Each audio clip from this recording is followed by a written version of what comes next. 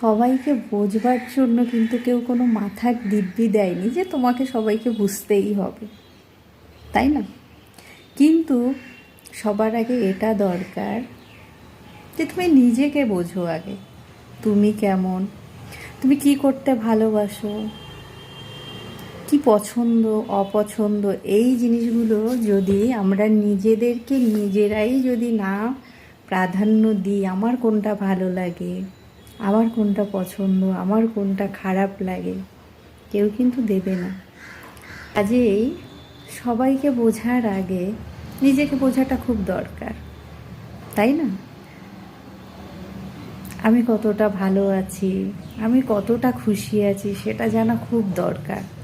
তাই আগে নিজেকে জানলে জানতে পারলে বুঝতে পারলে তারপরে বাকি সবাইকে জানা বোঝার জন্য তো প্রচুর সময় পড়ে আছে। আগে নিজেরটা হোক, তারপরে, তাই না?